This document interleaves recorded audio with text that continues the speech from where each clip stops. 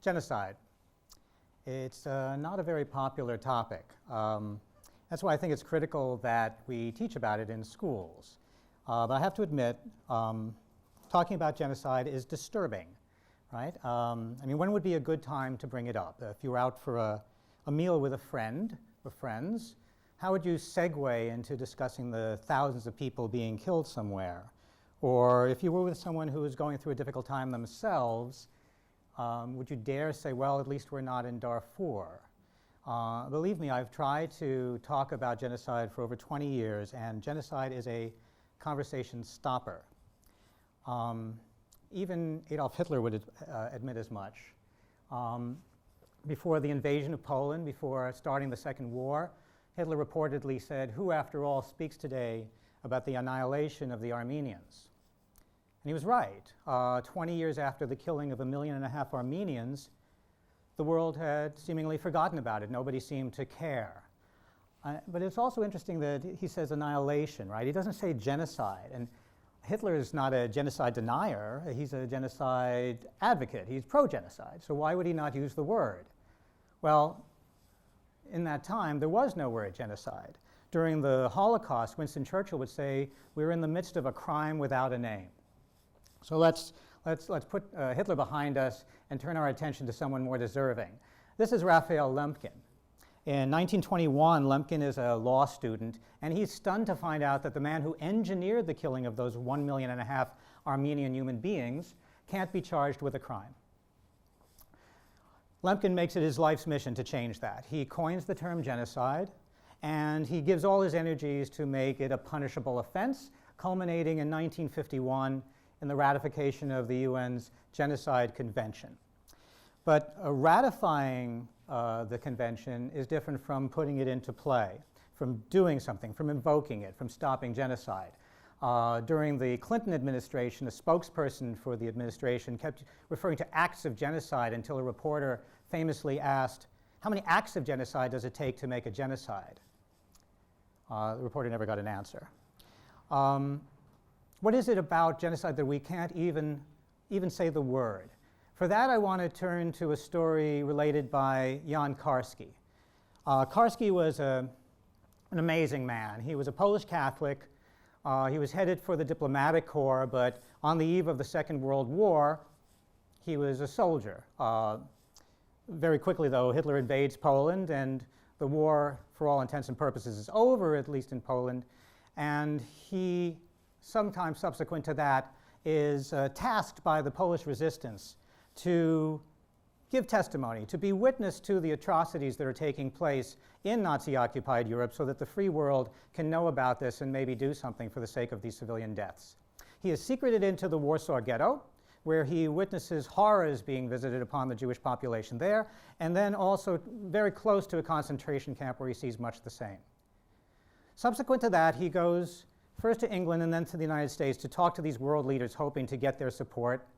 And the story I want to relate is one that he shares about a meeting with Supreme Court Justice Felix Frankfurter. Karski has given all his testimony. He's told him all the things he's witnessed with his own eyes. And in response, after he's finished, Justice Frankfurter says, "I am a judge of men. I am telling you, I do not believe you." Now, there's an ambassador in the room. It's the man who's put the two of them together. And the ambassador says to Frankfurter, "Are you saying he's lying?" And Frankfurter says, "No, I did not say he was lying. I said that I don't believe him. These are different things. My mind, my heart, they are made in such a way that I cannot accept this." And Karski's just told him everything he's seen. He was picked purposely to be this witness and share this. He's brought microfilm as proof. And yet Frankfurter says, "I do not believe you." What's wrong with Felix Frankfurter? Well, to be fair to Frankfurter, he doesn't have the evidence we have today. I think perhaps the better question is, what's wrong with us? To address that, I want to turn our attention to a film. I want to show you a film called Worse Than War. Worse Than War is the chronicling of a legacy of horror by Daniel Goldhagen. Goldhagen is the author of a book on which the film is based, and he is in the Holocaust Memorial, as you can see here. He's walking through the memorial, and Again, we should think about memorials as a teaching tool, right? Memorials oftentimes jar us from our complacency, in this case, complacency about genocide. And Goldhagen, as he's walking through, is going to take us on a journey through the genocides of the last 100 years. And it's a horrific legacy. He begins, as we should, with the Armenian genocide, the killing of 1.5 million people, as I said before. From there, he goes to the Second World War and the mass slaughter in the millions again of people across the map of Asia by the Japanese. In Soviet Union, under Stalin and his henchmen, it's 8 million killed in the Soviet Gulag system. The Holocaust, 6 million Jews and millions of others. The 50s and 60s, under Mao, millions again of his own people. The Khmer Rouge, under their reign of terror, at least 1 in 5 Cambodians die. And again, Goldhagen is a wider idea or a notion of genocide, but we have Bosnia, Rwanda, Congo, and Darfur. Over the last 100 years, Goldhagen tabulates 100 million lives lost to genocide. That's more than all the losses of life in all the combat deaths in all the wars in the same period. It's a problem worse than war. If we remember Santayana's statement, those who don't remember the past are doomed to repeat it. Well, it seems those who do remember the past are doomed to repeat it as well. But here, Goldhagen does something I think very interesting. He switches into the next scene, which is a walk with his father in a park. He's going out of the enormity and into this park. The adage is, one death is a tragedy, a million is a statistic. Here, he's at the personal, right? He's with his father, who's not just anyone. He's a former history professor of genocide at Harvard University. He's also the survivor of the Holocaust.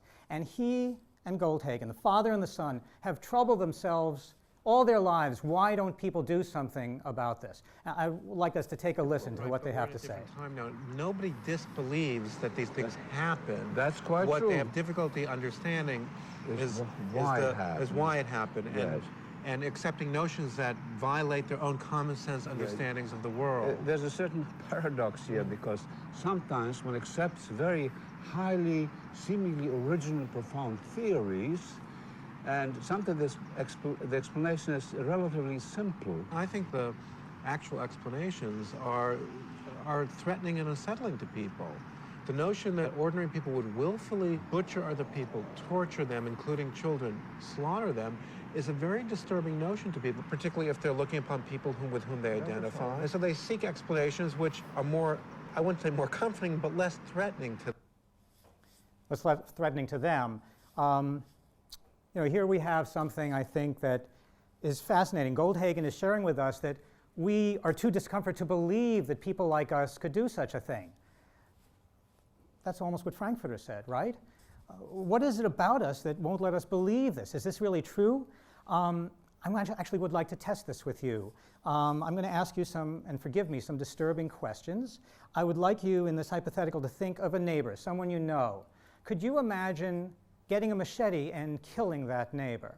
And one more I would like to ask, again, forgive me, could you imagine taking a child into the woods and murdering that child? And I'm actually asking this question. I'd raise your hand. How many of you could imagine in the near future doing such a thing? So almost no hands, one hand.